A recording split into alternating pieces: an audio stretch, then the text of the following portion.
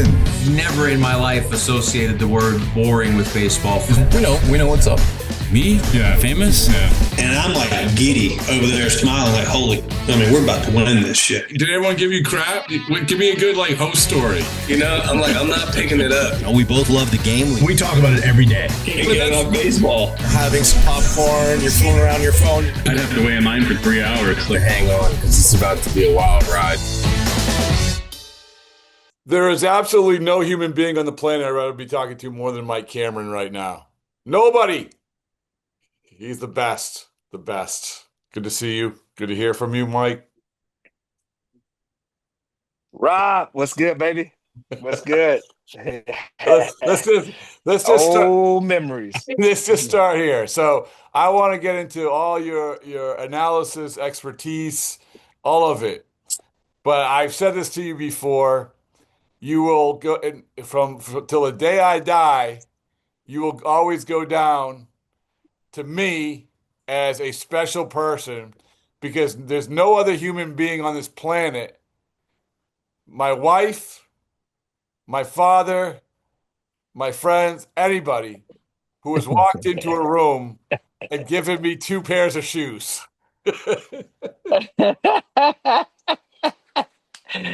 That is something that you don't think of stuff like that when you're doing things for people, man. You just do them.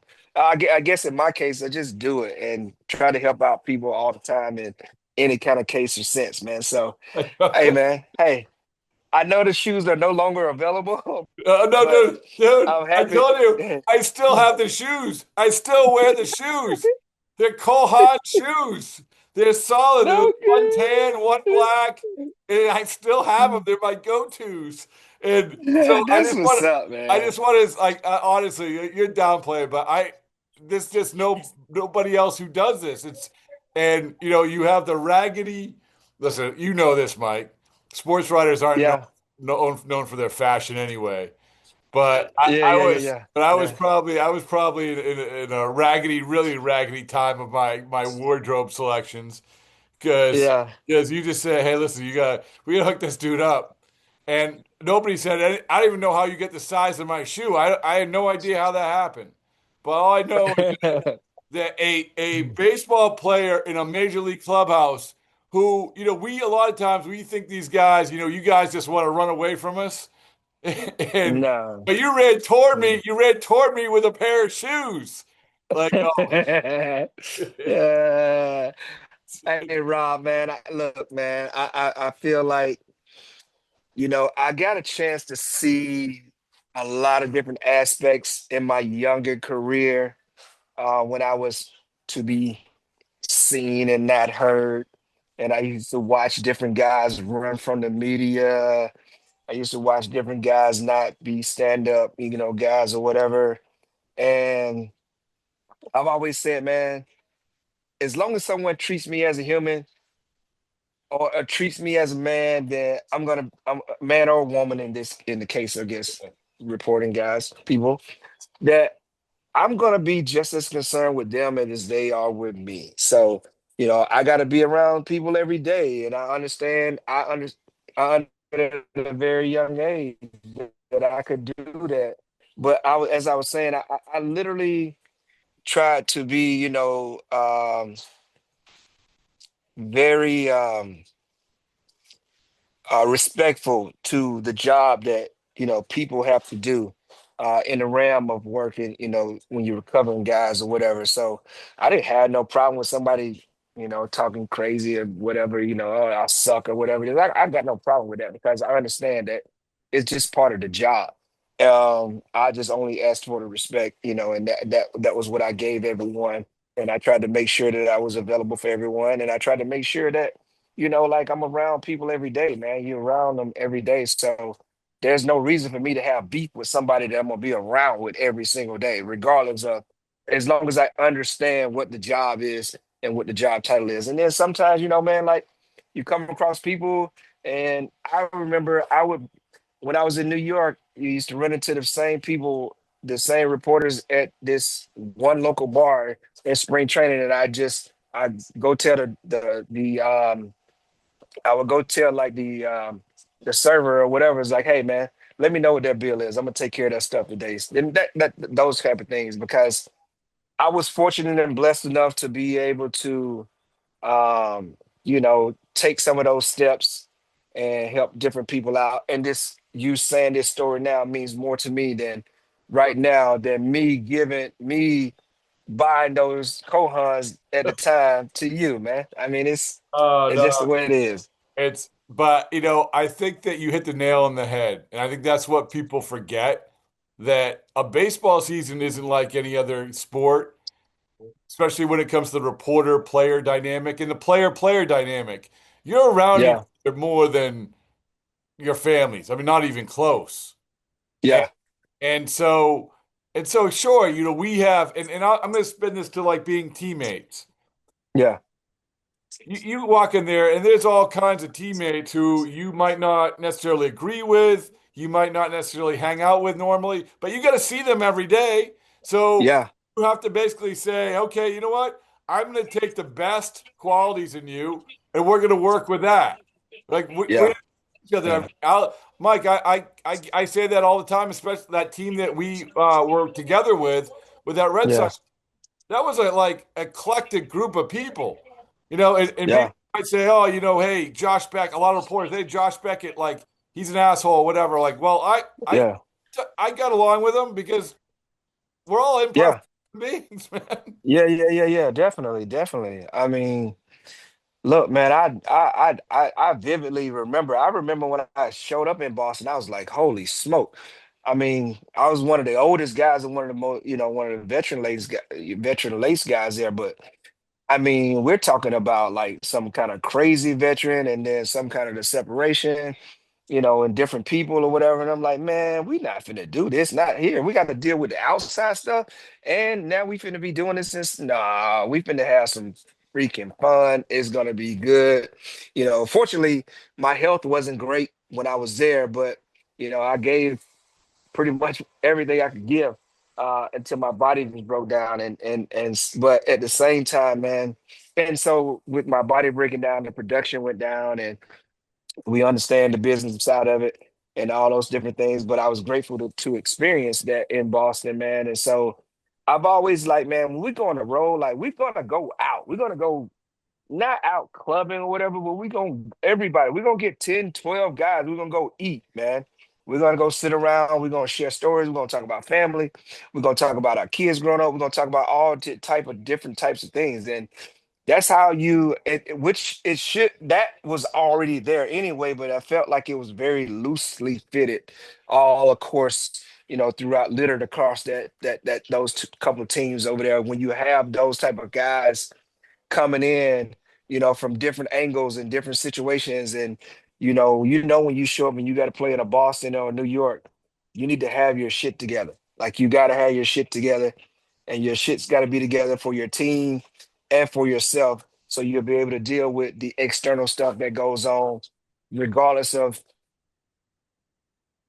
what year, what it is. Those are expected places to play well, and sometimes it could be a little bit harder on certain people. So I just always thought of that. I think of those things. I think about the little things in a sense where I used to, before we got our phones and everything else, I used to take the stats and in the PR report, see who's doing something, who's close to a milestone.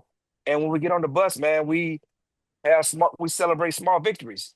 Some guy may be closing in on 500 hits. Guy may got his first hit.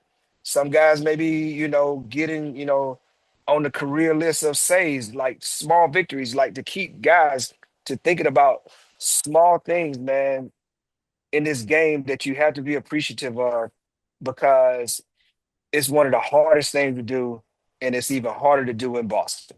Well, so there's so much it's hitting me when you're talking, and the main thing is that you talk about, okay, when you to Boston or maybe a place that didn't work out, it did work out. You know why I know that? Because you impacted people in so many ways. You impacted me, so I looked at. I'm not just saying this because you're here, but I Yeah, looked at players differently. Like I looked at yeah, players like there's that I get along with a lot of guys. It's all good, but Yeah, that was next level. And so you impacted me. You impacted all those players that you did that to with the stats and everything else. And I'm gonna jump forward to right now. You're yeah, you impacted the Seattle Mariners, right? yeah, They're doing well. Congratulations. yeah, Uh, you impacted them.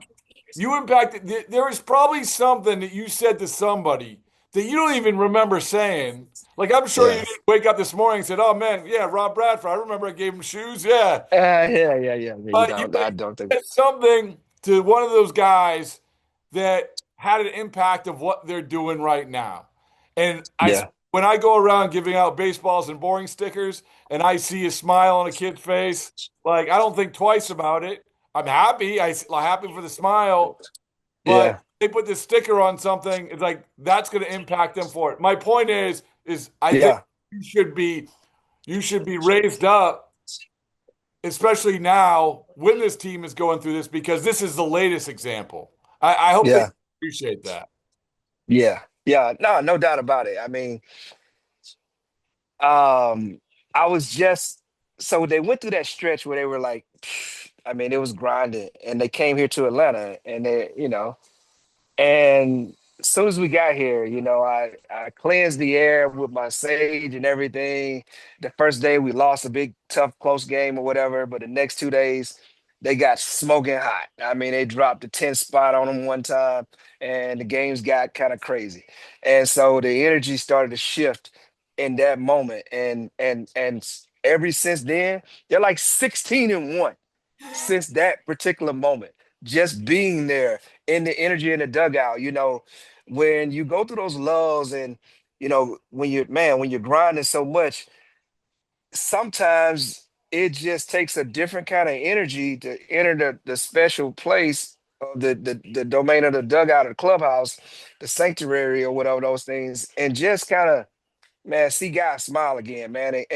And maybe just this, like telling some guy, you know, um, like I had a conversation with Julio in the space in the outfield, and I was just like, man, please don't ever forget like and how good you are.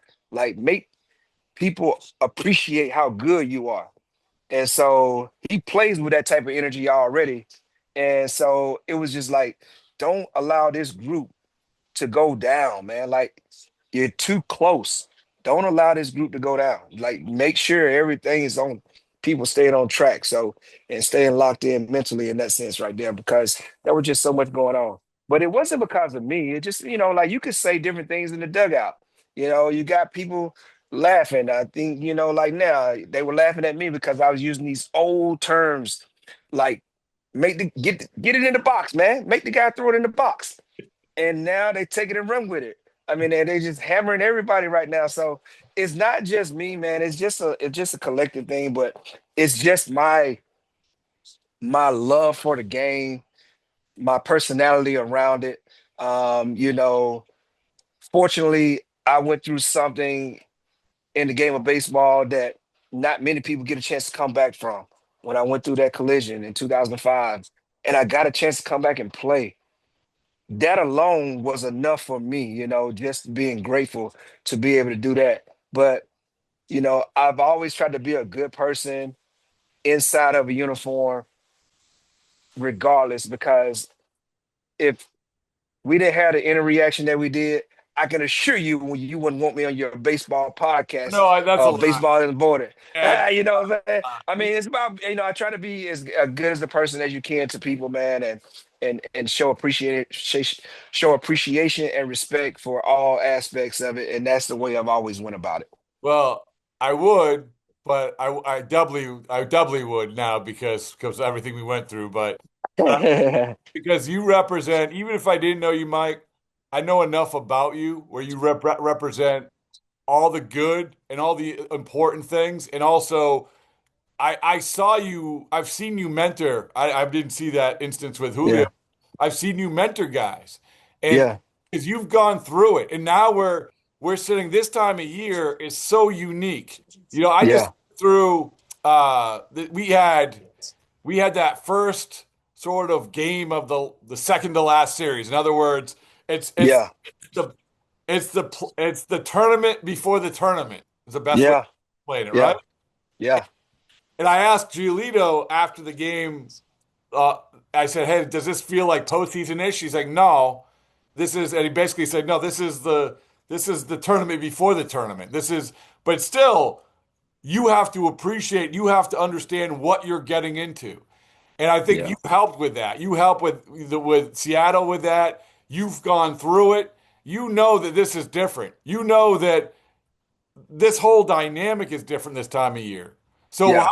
is it? Tell me, how is it different? If I was sitting in the clubhouse and I was a rookie and I was looking around and I was like, "Hey, what's going on? What's Uh, happening?" well, when for Seattle's experience, an example, when you missed the playoffs in the last 2 years by one game, you absolutely cherish the moments. I made to the playoffs like I think 4 or 5 times. You know, and I played for 17 years. You have to understand that these moments, you know, maybe if you're gonna grow up in Boston, you come into a Boston organization or New York Yankees or whatever, or the Dodgers, you kind of get a chance to experience probably more St. Louis.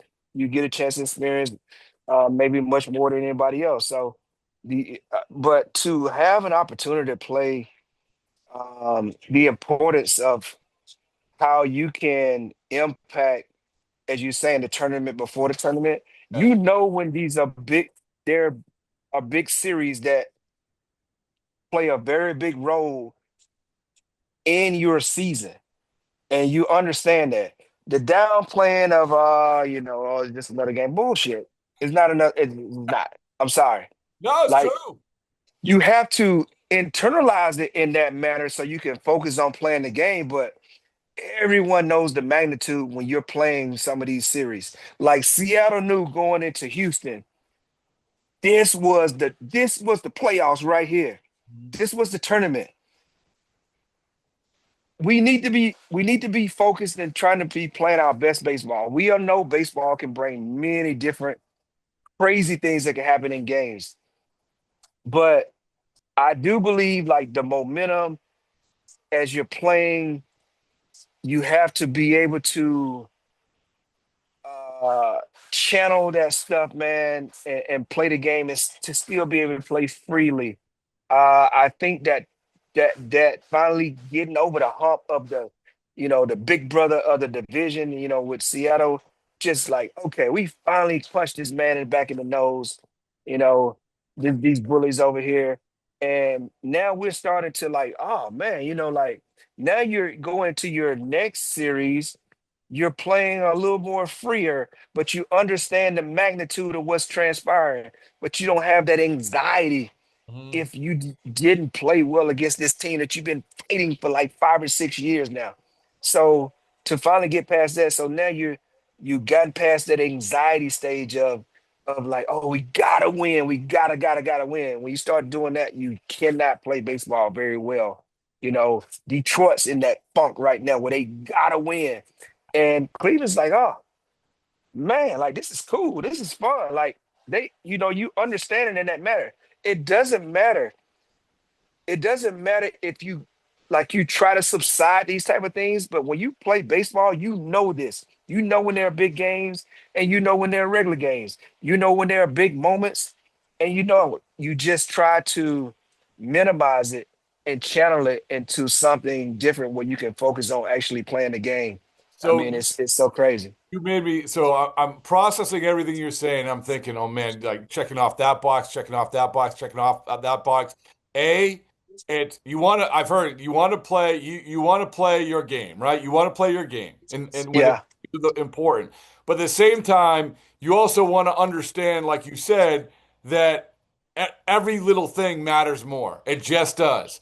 So I yeah, think that if we harness all of that, the message is exactly what you told Julio, which yeah, was, hey, you get to this time of year, you get to the postseason, understand that you're good enough, not only talent wise, but you're good enough to function in the biggest moments because you are the guy who's going to pay attention Yeah, to the little things. And then you're going yeah, to let talent take over.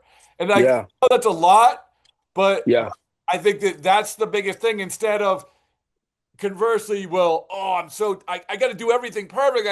And then Nah, you aren't playing your yeah, game, right? Or if yeah. you're playing, oh, it's just another game, then you're not paying attention to the details. Exactly, exactly, exactly, exactly, exactly.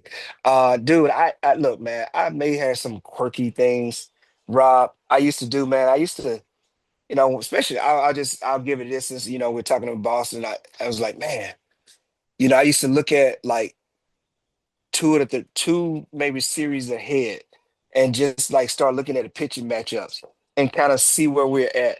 I learned this from Jeffrey Hammonds playing in Cincinnati. Um, the awareness and understanding, like, when you're playing the game, we're here to try to have fun, but the objective is to win. And we used to look up, like how at the time, just looking at how teams were playing and how we match up against them and look at the pitching matchups and like, man, we're gonna run into some heat in June. Like we run into some heat in June. And the heat meaning that the teams are balling out and we get a chance to go in and match that type of energy. And so I still do that now and I don't even play it. I'm looking at the I'm trying to figure out this playoff thing. I'm like, man, we may have to play Boston. That's gonna be a wild one. And so, like just thinking about it, like, oh man, they got Crochet, da da da da, da. You got this. Ooh, I mean, you can't get down because you get down too much. They got that boy in the back of the bullpen. Like, I just started thinking about stuff like that. But, and I don't even play no more. So, I mean, I'm drinking that wine as I do this, but at the same time, I do understand it. But the mentality of thinking of when you get to this point and you try to bring out um, these little pieces of information and pass it along to the young guys so they don't go into it like a deer in headlights. Yeah. I mean, I feel like the Boston got a fairly young team, and so you got to have some guys there that kind of experience. That's why you got Bregman over there. You got Chapman in the back of the bullpen. You got guys that experienced it because some of these guys are coming into it. They don't really know. They're just trying to establish themselves as Major League Baseball players, and then they realize, oh shit, like I'm pretty good. Without somebody telling you that, you Yeah. start to see yourself doing it, and so you want to be able to impact everyone experience in different ways, man, because that's why guys come together and win when they're least not to expected to win, or a team may get hot in a certain instance or whatever, because there's a comfort amongst everybody of understanding who they are, where they are, and what's transpiring on the biggest stage. It's really well put. So there's a couple more things. One of the things is I was going to ask you what you think is the best team in the American League, but I got to take Seattle out of the equation because Yeah, it's you go yeah, with the fight. But I would yeah. say that, so I phrase it this way. Which team do you feel is the biggest threat to Seattle? Because I'll make the case, I'll just go first. Like I'll make the case that I do think Seattle right now is a team in Yeah. the American League, which is crazy wide open. I look at one of the things, Mike, is that I look at Toronto and I know that Oof. they haven't been playing awesome lately, but here's the thing about them. They put the ball in play better than any team in baseball. Yeah. And in That's tough. the postseason, that's a big deal, I think. Yeah. So anyway, Yeah. that's my answer, but what's your answer? Yeah, like I feel like Toronto is like this, although I know they're gonna miss Boba Shett. I don't know if he's gonna be back or whatever it is, but they have those guys, man, that like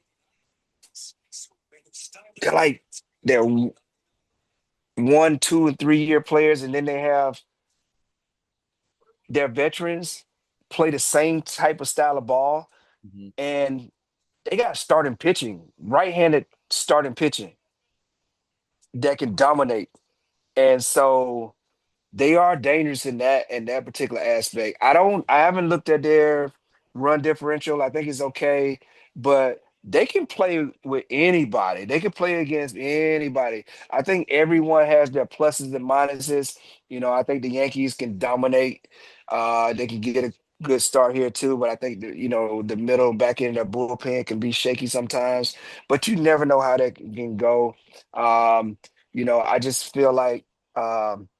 Boston can be dangerous because all those young guys and that energy, man, and they all are starting to kind of get under the tutelage of Bregman and some of the other guys over there. They're experienced, in a sense. By you, I feel like when you play in Boston, you're getting playoff experiences on a nightly basis. That's a good point. Yeah. Yeah. You're getting that type of energy on a nightly basis. It doesn't stop. I'll say this: Boston was the only place where I felt like I was getting ready to do like a show every night, where I had to dress rehearsal to be ready to go out and prepare for this show. Where it made me really think about it, because you get booed right on the show, right on the spot. So, but I loved it though. I loved it. It gave me goosebumps. It enhanced everything I was able to do in Boston, man.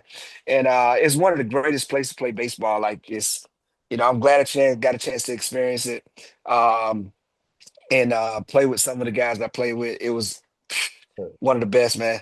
I felt like that was the only teams that I thought I know I got off track that could win more games than we won in Seattle with those teams that we had in Boston. That was the only place I felt like anybody could do something of Yeah. that nature because of the talent in the room and what was going on with everything. But man, I do think that Toronto's they're tough. Boston's gonna be tough. I mean, y- And then Cleveland, all Cleveland does is pitch. I mean, they just pitch. yeah, I mean, yeah, they're pesky. They're like pesky. Yeah, I mean, I told you, they're playing with house money right now. I no, mean, come on. like they were July 6th, July 6th. They were 15. 5.5 back. That's That is crazy. it's crazy.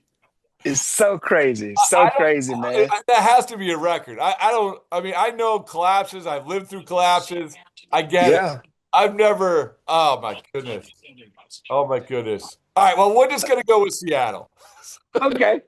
Hey, why not? And listen, we've had a lot of guys. Jerry Depoto's been on a bunch of times, and I really like the guys. Julio's I always enjoy my conversations with him. It's funny with Julio. I did a book with Joe Kelly, and it's called Mhm. Perfect Game, and Julio was in it. Said, "Why? How did you fall in love with baseball?" So I gave him the book, and he was very appreciative. And he said, "I said, hey." Then I saw him later. I said, "Hey, you read the book?" He's like, I'm gonna read it, but only after I finish reading the Bible." I'm like, I can argue with that. It's like, Oh God. so I can't Oh, really argue that. But Mike, so the last thing is this. Another thing yeah, that happens this time of year is guys retire, right? yeah, And yeah, uh, we have tomorrow. We have Rich Hill on the program, and maybe he'll retire. I don't know. Like yeah. I have a unique knack of getting guys to retire. James here as he went back up to Seattle, but Yeah. I think that I'm very cognizant of how tough a decision that is, and how some guys just Hmm. don't want to do it. I mean, they just whether they do it, but they don't want to just proclaim it, right? And I know you Yeah. went back to Seattle for the one day, but if you Yeah. now take me through about that decision because you live that life. You live that life of actually saying, "Okay, I just got to turn the page here." Yeah. You know, the biggest thing for me was, man, I was thinking about my kid. Um, I know he was going to be good in baseball. Um, and I wanted to make sure that I was there. As he started high school, and I was like, I could probably go play another year. I could chase a few numbers, which I had signed with Washington National because I knew they were going to be good, and they needed a. I performed well enough down with Florida. to for them to give me an opportunity. But man, like it just dawned on me, like, man, I got at some point I gotta go and help this kid, become what he wants to become in the game of baseball. And it wasn't easy. It was hard. Like it was really hard. I knew I could do it. I knew that once I had that surgery in 2010 and I came back in 11, my body was in great shape. But, baseball wise, I wasn't, where I wanted to be. But then I got a chance to go down and do it in Florida. And then I finished up pretty strong. And I was like, man, you know what? I still got it a little bit, and I said I could probably do this at least one more chance. I could have took a swing at it for a year and a half or two to chase that 300. Um, but it was more important for me to be with my kid, man, and they're starting their journeys. And I struggled. I'm not gonna lie, I struggled for about 6 months, just finding out where I was, who I am, and what space am I in right now. But I did know that it was going to be beneficial for my son to that was pursuing the opportunity to play pro ball, man. So, you know, I'm grateful that I did do it, but there were times where I definitely challenged it where like, man, like one more time I could have done this and but I'm happy uh because anything after 2005, man, was a gift and a blessing for me anyway. The way I could have not been got up and walked off that field, or them carrying me off that field and coming back for opportunity. Anything after that was a blessing in itself, man. So, I've always been grateful just to go in a major league clubhouse and see a jersey hanging up with my name on the back of it. And those things make it much more truer to come when you get a chance to experience it. I know the grind. I was an 18th round draft pick out of high school.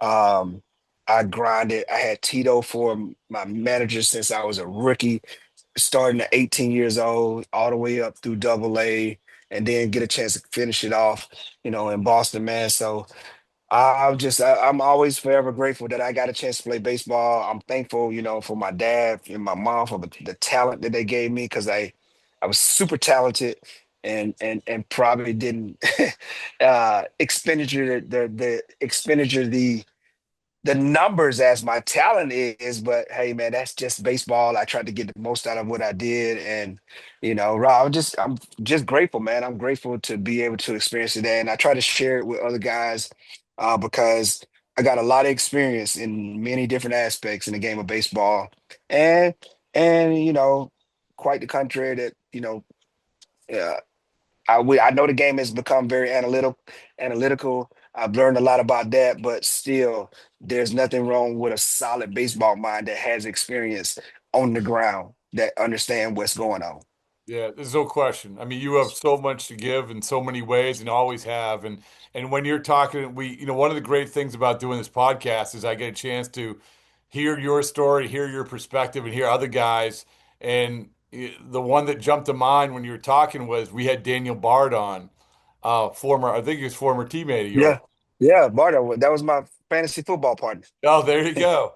So, Yeah, so he came on the podcast. He said, I don't know if you saw his story. He was in Tacoma. He's yeah, break and he was ready to pack his bags to head back across the country. And he said, I just couldn't pack my bag at 10 o'clock at night for the 7 o'clock flight. And in a nutshell, he's like, I realized that my kids needed me more than I needed baseball. And I think yeah, basically what you're saying too. So it's, yeah, literally, yeah. literally, Well, literally, man. well, I'm going to send you a picture of those shoes to prove to you that I'm still wearing them. That's what's up, man. The good thing is you still got them. You taking care of. Oh, That yeah. is special. That's what I'm Well, talking about. I would say it's more that they're good shoes that I take good care Okay. of. Okay. That's that. And We this can do wasn't, that too. this wasn't the only other thing that Dice K. Remember those? Did you ever fight necklaces? Those fight necklaces. Yes. Yes. I had Yes. the most raggedy fight necklace because I was like, oh, this must work. Everyone's telling me it works and everything. Yeah. Dice Gang guess we came across and gave me because he had 50 million of them, right? So Oh, no doubt about it. Oh my God. uh, hey, thank you so much. I really appreciate it, man. Always, Rob. Anytime, brother. Anytime, man. Good talk. Good talk. Good stuff.